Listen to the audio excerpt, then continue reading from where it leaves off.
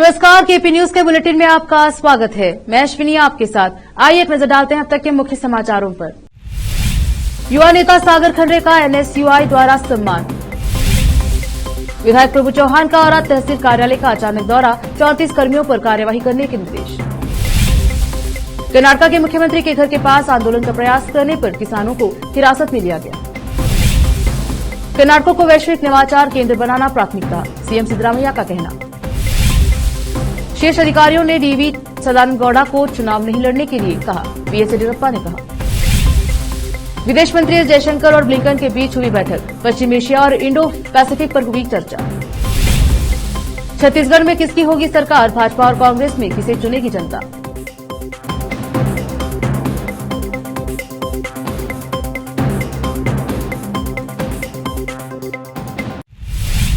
समाचारों का सिलसिला शुरू करते हुए देखते हैं समाचार विस्तार से। पहले समाचार स्थानीय। बीदर जिला प्रभारी मंत्री ईश्वर खंडरे के सुपुत्र और युवा नेता सागर खंडरे को एनएसयूआई मुख्य कार्यदर्शी नियुक्त किए जाने पर एनएसआईयू द्वारा आज एक बाइक रैली और मंच कार्यक्रम का आयोजन किया गया।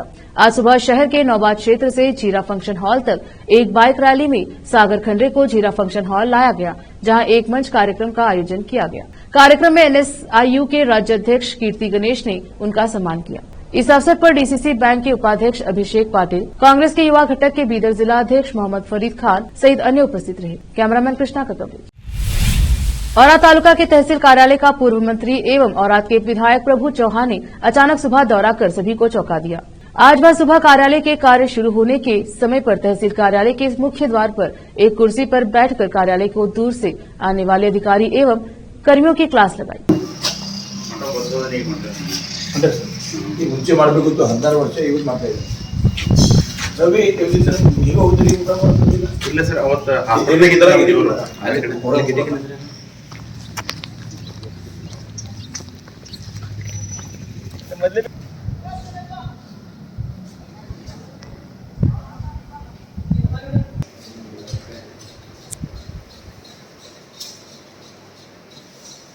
हमारा भी निकलना हम बैठे हो क्यों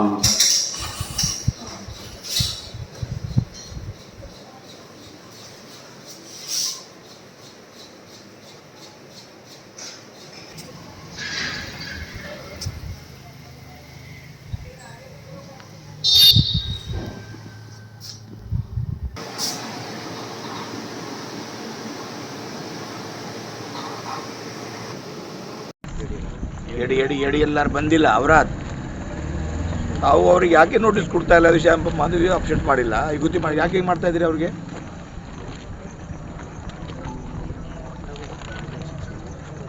ಇಲ್ಲ ರೀ ಯಾವುದಿತ್ತು ನಾವು ಬಂದಮೇಲೆ ಅವರು ಅಬ್ಸೆಂಟ್ ಇತ್ತು ಲೇಟ್ ಇತ್ತು ಕಮ್ಮಿ ಆಯ್ತು ನಾನು ಫೋನ್ ಮಾಡಿ ಹೇಳ್ತೀನಿ ಅವ್ರು ಅಬ್ಸೆಂಟ್ ಹಾಕ್ರಿ ತಾವು ನೋಟಿಸ್ ಕೊಟ್ಟಿಲ್ಲ ಅವರಿಗೆ ಇವತ್ತು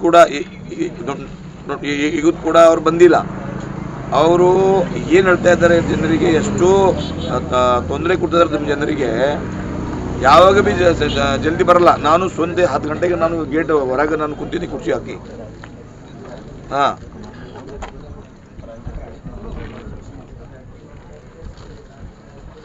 ತಾವು ಎಲ್ಲೇ ಬಂದಿರಿ ಅವ್ರು ಬಂದೋಬಸ್ತ್ ಮಾಡ್ತೀರಿ ಇಲ್ಲ ಹೇಳ್ರಿ ಅವ್ರು ಬಂತಾವು ಡ್ಯೂಟಿ ಆಫೀಸರ್ ಆಗಲಿ ಡಿಸ್ಟರ್ಬ್ ಅವ್ರಿಗೆ ಬಂದೋಬಸ್ತ್ ಮಾಡ್ತೀರಿ ಏನು ಮಾಡ್ತೀವಿ ಕೆಲಸ ರೀ ಹಿಂಗೆ ನಾನು 2-3 ಟೈಮ್ ಮಾತಾಡ್ತೀನಿ ಟೇಕ್ ಟೈಮ್ ಆ್ಯಕ್ಷನ್ ಇರ್ತೀರಿ ಯಾವಾಗ ಮಾಡ್ತೀರಿ ನಮ್ಮ ಕಿಮ್ಮತ್ತಿದೆ ಇಲ್ಲ ಹೇಳ್ರಿ ಹಾಂ ठीक है ಅಬ್ಸೆಂಟ್ ಮಾಡ್ರಿ ಅವ್ರಿಗೆ ಒಟ್ಟು ಹೋಗೋ ಮೇಡಮ್ ಬಾಜೂರಪ್ಪ ಇರಲಿ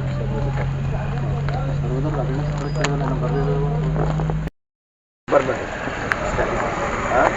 ಟೈಮ್ ಎಷ್ಟು ಆಗಿದೆ ಪ್ರೈವೇಟ್ ಅವ ಈ ಗೌರ್ಮೆಂಟ್ ನೌಕರಿ ಅವ ಹಾಂ ಹಿಂಗೆ ಇದೆ ಲೂಟಿ ಮಾಡಿದಿರಿ ನಮ್ಮ ತಾಲೂಕಿಗೆ ಪೂರಿ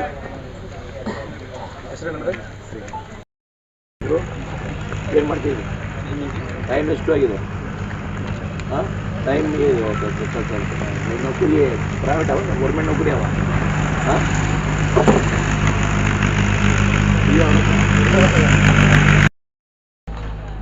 ಏನಾದ್ರು ಯಾವ ಡಿಪಾರ್ಟ್ಮೆಂಟ್ ಕೆಲಸ ಮಾಡ್ತೀರಿ ಎಷ್ಟು ಟೈಮ್ ಆಗಿದೆ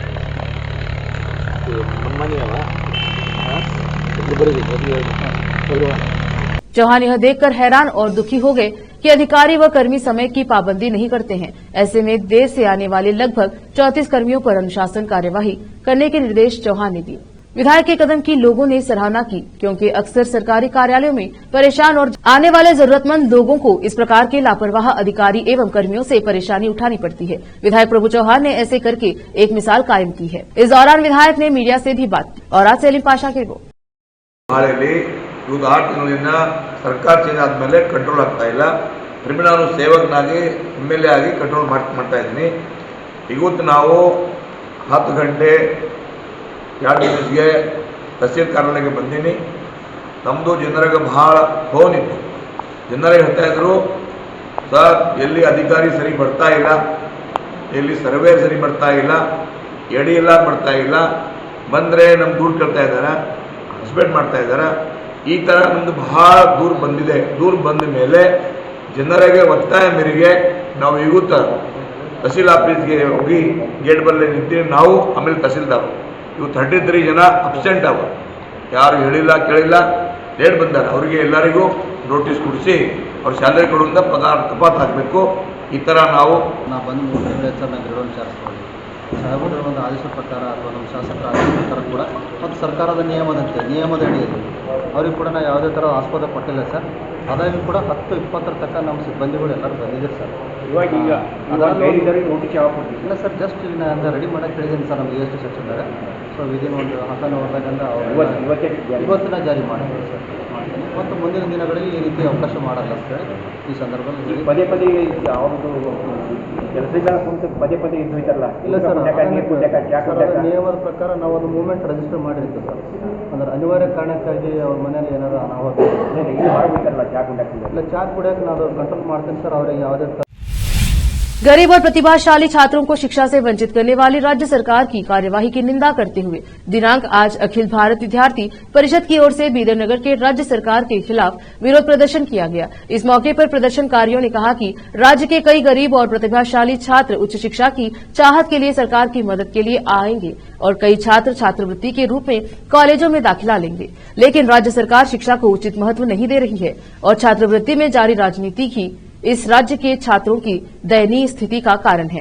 SSP, पिछड़ा वर्ग कल्याण विभाग, कृषि विभाग, समाज कल्याण विभाग, आयुष विभाग, तकनीकी शिक्षा विभाग और अन्य विभागों के तहत स्नातक और स्नातकोत्तर शिक्षा के लिए लाखों छात्र छात्रवृत्ति के लिए आवेदन करते हैं, लेकिन उन्होंने शिकायत की कि राज्य सरकार समय पर छात्रवृत्ति का वितरण नहीं कर रही है और लाखों छात्रों की शिक्षा को खतरे में डालने का काम कर रही है। अब देखते हैं समाचार राज्य के। गन्ना किसानों के एक समूह ने मुख्यमंत्री सिद्धरामैया के आवास के सामने विरोध प्रदर्शन करने की कोशिश की, जिसमें गन्ने की कीमतों में संशोधन की मांग की गई और चीनी मिलों से बकाया भुगतान शीघ्रता से किया जाना चाहिए। हालांकि उन्हें गिरफ्तार कर लिया गया। पुलिस ने सीएम आवास की ओर जाने वाली सड़कों पर अतिरिक्त कर्मियों को तैनात किया था, जहां सरकार की कथित उदासीनता के खिलाफ प्रदर्शन करने की योजना बना रहे प्रदर्शनकारियों को गिरफ्तार किया गया।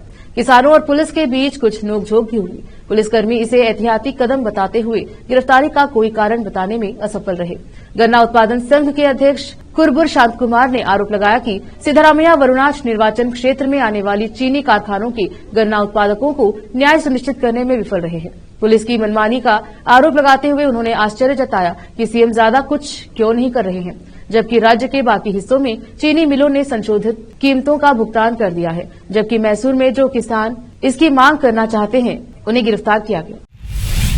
मुख्यमंत्री सिद्धरामैया ने कहा कि मौजूदा बढ़ते रुझानों के अनुरूप प्रतिभा का पुनर्निर्माण करना, बेहतर बुनियादी सुविधाएं प्रदान करना, व्यापार करने में आसानी में सुधार करना और कर्नाटका को वैश्विक नवाचार केंद्र के रूप में ब्रांड करना राज्य सरकार की कुछ प्राथमिकताएं हैं। बेंगलुरु में फिलिप्स इनोवेशन कैंपस का उद्घाटन करने के बाद बोलते हुए सीएम ने कहा कि सरकार कर्नाटका में निवेश, प्रतिभा और अवसरों को आकर्षित करने के लिए एक अनुकूल माहौल और उद्योग समर्थक नीतियों के निर्माण पर केंद्रित है। सीएम ने कहा कि बेंगलुरु में फिलिप्स इनोवेशन कैंपस न केवल भारत के भीतर बल्कि वैश्विक स्तर पर फिलिप्स के डिजिटल परिवर्तन को आगे बढ़ाने में महत्वपूर्ण भूमिका निभाता है। उन्होंने कहा कि कर्नाटका भारत में स्वास्थ्य देखभाल के केंद्र के रूप में उभरा है, जिसमें अनुसंधान संस्थानों, दवा कंपनियों, चिकित्सा उपकरण निर्माताओं और स्वास्थ्य सेवा प्रदाताओं का एक मजबूत पारिस्थितिकी तंत्र है। हम चाहते हैं कि उद्योग राज्य को अपने व्यवसायों को नवीनीकृत करने और बढ़ाने के लिए एक संपूर्ण पारिस्थितिकी तंत्र वाले केंद्र के रूप में देखें। पूर्व मुख्यमंत्री और बेंगलुरु उत्तर लोकसभा सदस्य डीवी सदानंद गौड़ा के चुनावी राजनीति को अलविदा कहने के एक दिन बाद पूर्व मुख्यमंत्री बीएस येदियुरप्पा ने एक बयान जारी किया, जिसमें कहा गया कि गौड़ा ने चुनाव नहीं लड़ने के भाजपा आलाकमान के निर्देश के बाद यह निर्णय लिया है। आलाकमान नेताओं ने सदानंद गौड़ा को चुनाव नहीं लड़ने के लिए कहा, जिसके बाद उन्होंने निर्णय लिया, लेकिन वह पार्टी संगठन में सक्रिय रहेंगे। इसका जवाब देते हुए गौड़ा ने स्पष्ट किया कि उन्होंने यह फैसला खुद लिया है। उन्होंने कहा, मैं 25 साल बाद 2019 के लोकसभा चुनाव के दौरान चुनावी राजनीति छोड़ना चाहता था, लेकिन आलाकमान ने जोर देकर कहा कि मैं चुनाव लड़ूं। उन्होंने कहा कि उन्होंने पार्टी के हित में निर्णय लिया है और 2024 का चुनाव लड़ने के लिए एक नए चेहरे का मार्ग प्रशस्त किया। सिद्धरामैया कैबिनेट ने गंभीर सूखे से जूझ रहे राज्य को मुआवजा देने के लिए केंद्र सरकार पर दबाव बनाने का फैसला किया है। कैबिनेट की बैठक के बाद यह पत्रकारों को इसका खुलासा करते हुए कानून और संसदीय कार्य मंत्री एच.के. पाटिल ने कहा कि हमने केंद्र सरकार को पत्र लिखकर मनरेगा के तहत मानव दिवस की संख्या बढ़ाकर 150 करने की अपील की थी, लेकिन इसका कोई जवाब नहीं आया। मुख्यमंत्री सिद्धरामैया और उनके बेटे सिद्धरामैया और उनके कैबिनेट सहयोगियों ने प्रधानमंत्री नरेंद्र मोदी से मिलने का समय मांगा है, लेकिन संबंधित केंद्रीय मंत्री ने इस संबंध में कुछ नहीं किया। केंद्र की टीमों ने कर्नाटक के सूखा प्रभावित इलाकों का दौरा किया था, लेकिन अभी तक राज्य को कोई सूखा राहत नहीं दी गई है। पाटिल ने कहा कि बैठक में केंद्र सरकार द्वारा कर्नाटक के साथ सौतेले व्यवहार पर चिंता व्यक्त की गई। सीएम ने मंत्रियों और अधिकारियों को सूखे से निपटने के कदमों पर तालुक और जिला स्तर पर बैठकें आयोजित करने का निर्देश दिया। धन की कोई कमी नहीं है। 800 करोड़ रुपए से अधिक राशि उपभोक्ता उपायुक्त के पास है। रोकते हैं समाचारों का सिलसिला, लेते हैं छोटा सा ब्रेक।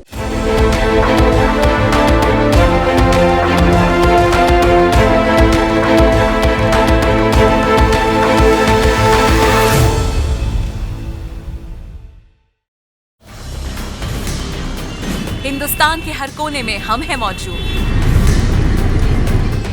24 घंटे हालात पर गहरी नजर,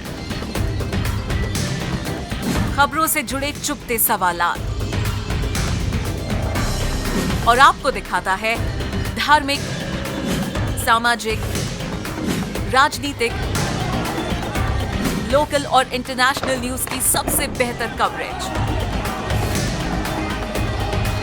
जो आपको रखती है हर पल बाखबर। देश और दुनिया भर की खबर के लिए देखते रहें KP news 24/7। Noor education trust Bidar की ओर से चलाए जाने वाला Noor MEd and BEd college Bidar, recognised by NCTE Delhi and affiliated to Gulbarga University, Gulbarga. Admission are open for the academic year 2022-23. विशेषज्ञ और सक्षम शिक्षकों द्वारा शिक्षा प्राप्त करने के लिए नूर एमएड एंड बीएड कॉलेज में दाखिला लें और शांत वातावरण में शिक्षा प्राप्त करें। बीदर शहर में बेहतर शिक्षा का एकमात्र केंद्र Noor MEd and BEd college, Shahpur gate, Bidar. Phone numbers 9945283920, 8482221297। Break के बाद स्वागत है आपका। देखते हैं समाचार देश के। भारत के विदेश मंत्री एस जयशंकर और अमेरिका के उनके समकक्ष एंटनी ब्लिंकन ने हमास इजरायल युद्ध के कारण पैदा हो रही स्थिति और भारत एवं अमेरिका की रणनीति साझेदारी को और गहरा करने की तारीखों पर शुक्रवार की सुबह चर्चा की। और जयशंकर और ब्लिंकन के बीच यह बैठक भारत अमेरिका 2+2 रक्षा एवं विदेश मंत्री स्तरीय वार्ता के 5वें संस्करण से पहले हुई। एस जयशंकर ने दी जानकारी। एस जयशंकर ने सोशल मीडिया प्लेटफॉर्म एक्स पर एक पोस्ट करते हुए लिखा, अमेरिकी समकक्ष के साथ बातचीत को खुली और उपयोगी बताया। उन्होंने कहा, विदेश मंत्री ब्लिंकन के साथ आज सुबह मुलाकात करके अच्छा लगा। हमारी रणनीति साझेदारी को और विकसित करने पर खुली एवं उपयोगी वार्ता हुई। हमने पश्चिम एशिया, हिंद प्रशांत और अन्य क्षेत्रीय मामलों पर भी बात की। अमेरिका के विदेश मंत्री ब्लिंकन पिछले माह शुरू हुए इजरायल हमास युद्ध के कारण कुछ सप्ताह से राजनयिक रूप से बेहद व्यस्त रहे हैं। ब्लिंकन और अमेरिका के रक्षा मंत्री लॉयड ऑस्टिन विदेश और रक्षा मंत्री स्तरीय वार्ता में हिस्सा लेने के लिए दिल्ली में हैं। इस वार्ता का उद्देश्य गहन रणनीतिक सहयोग के लिए भारत और अमेरिका के संबंधों के भविष्य के खाके को आगे बढ़ाना है। वार्ता में भारतीय प्रतिनिधिमंडल का नेतृत्व रक्षा मंत्री राजनाथ सिंह और विदेश मंत्री एस जयशंकर करेंगे। छत्तीसगढ़ विधानसभा चुनाव के मद्देनजर इस बार किसकी जीत होगी, यह तो चुनाव परिणाम घोषित होने के बाद ही तय हो सकेगी। इसी बीच 7 नवंबर को पहले चरण की और 17 नवंबर को दूसरे चरण की वोटिंग की प्रक्रिया पूरी हो चुकी है। वहीं 3 दिसंबर को चुनाव के रिजल्ट घोषित किए जाएंगे। दूसरे चरण की वोटिंग से पहले भाजपा और कांग्रेस के अलग अलग नेताओं द्वारा लगातार छत्तीसगढ़ में दौरे किए जा रहे हैं। इसी बीच महादेव बैटिंग ऐप समेत अलग अलग मुद्दों पर भूपेश बघेल और कांग्रेस पर भाजपा निशाना साध रही है। मध्य प्रदेश विधानसभा के लिए मतदान में अब 10 दिन से भी कम समय बचा है। उससे पहले राज्यसभा सांसद व केंद्रीय मंत्री ज्योतिरादित्य सिंधिया गुरुवार को माधांता विधानसभा के पुनासा में चुनावी सभा करने पहुंचे। यहां बीजेपी प्रत्याशी नारायण पटेल के समर्थन में सभा को संबोधित करते हुए सिंधिया ने जनता से कहा कि 17 तारीख को ऐसा मतदान करना कि कांग्रेस की बोरियां बिस्तर बांध देना। खंडवा जिले की मांधाता विधानसभा के पुनासा में सभा को संबोधित करते हुए केंद्रीय मंत्री ज्योतिरादित्य सिंधिया ने कांग्रेस पर जमकर निशाना साधा। उन्होंने मंच से कहा कि 17 तारीख को ऐसा ऐतिहासिक मतदान करना कि कांग्रेस की बोरियां बिस्तर बांधकर और ताला लगाकर ओमकारेश्वर मंदिर के पास नदी में डाल देना। इसके साथ ही सिंधिया ने मोदी सरकार की तारीफ करते हुए कहा कि हमारी सरकार एक हाथ में आध्यात्मिक विकास और दूसरे हाथ में औद्योगिक विकास लेकर चलती है। उन्होंने कहा कि हम लगातार विकास के काम कर रहे हैं। इसके साथ ही ज्योतिरादित्य सिंधिया ने लाडली बहना योजना की भी जमकर तारीफ की। उन्होंने कहा कि शिवराज सिंह चौहान जी एकमात्र ऐसे नेता हैं जिन्होंने बहनों की चिंता की है। मीडिया से बात करते हुए सिंधिया ने कहा कि मध्य प्रदेश की रक्षा, मध्य प्रदेश का विकास और मध्य प्रदेश की प्रगति बीजेपी ने सुनिश्चित की है और आगे भी करेगी। समाजवादी पार्टी के मुखिया अखिलेश यादव ने गुरुवार को मध्य प्रदेश में कांग्रेस पर जमकर निशाना साधा। सपा सुप्रीमो ने कांग्रेस पर जोरदार हमला करते हुए कहा कि देश की सबसे पुरानी पार्टी ने मंडल आयोग की सिफारिशें लागू नहीं की है और जाति जनगणना का विरोध किया। मध्य प्रदेश के छतरपुर के राजनगर में उत्तर प्रदेश के पूर्व मुख्यमंत्री ने कहा कि कांग्रेस और भारतीय जनता पार्टी अब चुनावों को ध्यान में रखते हुए जाति जनगणना के बारे में बात कर रही है। बता दें कि मध्य प्रदेश में 17 नवंबर को चुनाव होंगे और 3 दिसंबर को वोटों की गिनती की जाएगी। अखिलेश यादव ने कहा कि कांग्रेस, जिसने कभी सामाजिक न्याय की बात नहीं की, आज ऐसा कर रही है। मंडल आयोग की सिफारिशें किसने रोकी? कांग्रेस ने। जाति जनगणना किसने रोकी? कांग्रेस ने। समाजवादी पार्टी का मानना है कि सामाजिक न्याय तभी मिलेगा जब जाति जनगणना होगी और सभी को उनकी आबादी के अधिकार और सम्मान मिलेगा, तभी बाबा साहेब अम्बेडकर का सपना पूरा होगा। मध्य प्रदेश पर कर्ज के बोझ के बारे में पूछे जाने पर यादव ने कहा कि डबल इंजन सरकार के बावजूद राज्य की अर्थव्यवस्था चरमरा गई है। पाकिस्तान सरकार ने गुरुवार को भारत के 80 नागरिकों को एक जेल से रिहा करने का ऐलान किया। रिपोर्ट्स के मुताबिक ये सभी लोग मछुआरे हैं और गुजरात के विभिन्न इलाकों के निवासी हैं। पाकिस्तान की सरकार द्वारा इन सभी को रिहा करने की खबर मिलने के बाद गुजरात सरकार की एक टीम उन्हें लेने के लिए पंजाब पहुंची। अहमदाबाद में अधिकारियों ने इस बारे में जानकारी देते हुए कहा कि अवैध विदेशी प्रवासियों और नागरिकों को देश से निकालने के लिए पाकिस्तानी सरकार के मौजूदा अभियान के तहत भारतीय मछुआरों को रिहा किया गया है।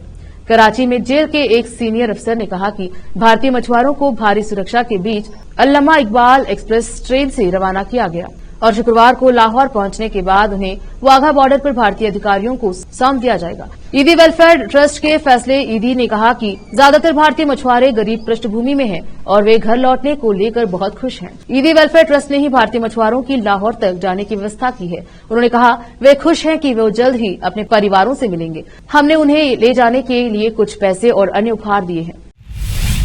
वक्त एक और छोटे से ब्रेक का, जल्द लौटेंगे ब्रेक के बाद।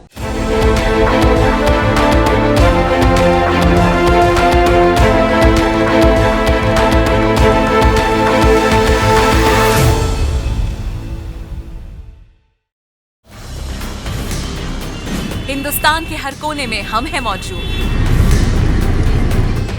24 घंटे हालात पर गहरी नजर, खबरों से जुड़े चुपते सवालात और आपको दिखाता है धार्मिक, सामाजिक, राजनीतिक,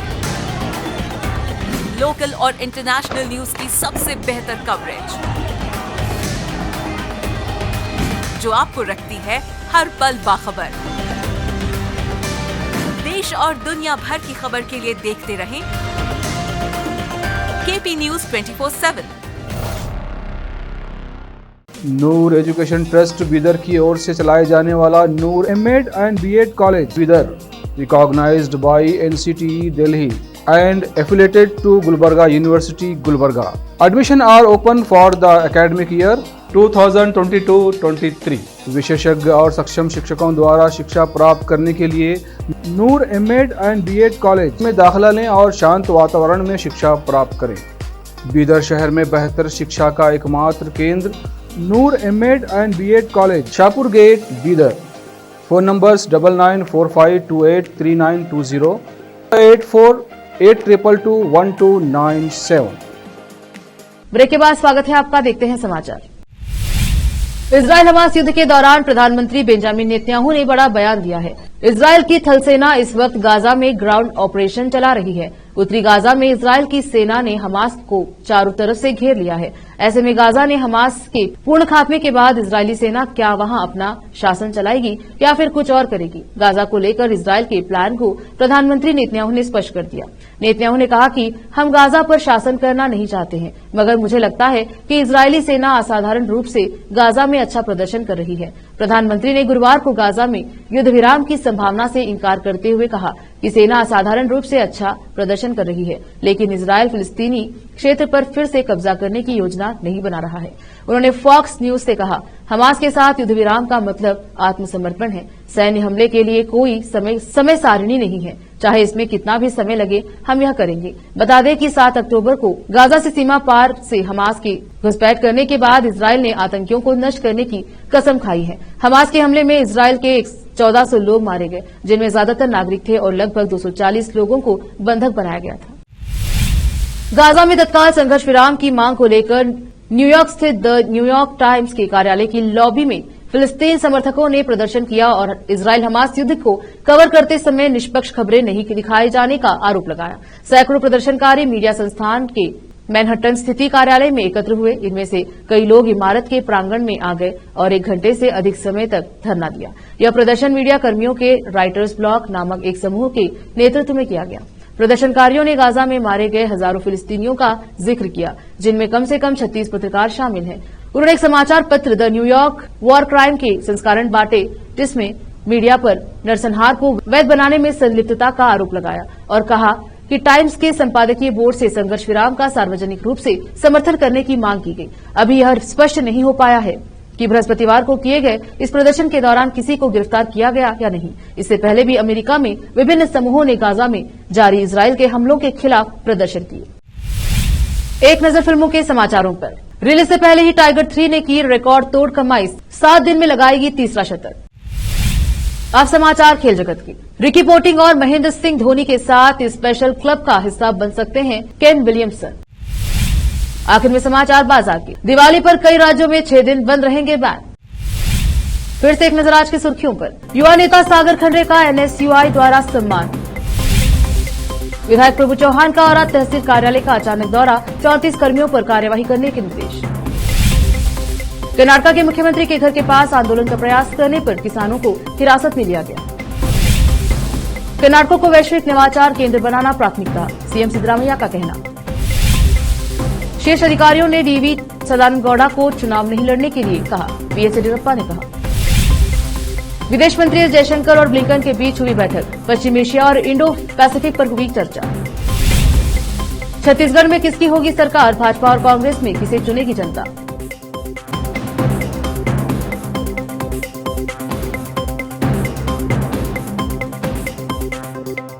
केपी न्यूज में अब तक के लिए इतना ही। देखते रहिए केपी न्यूज 24/7। धन्यवाद।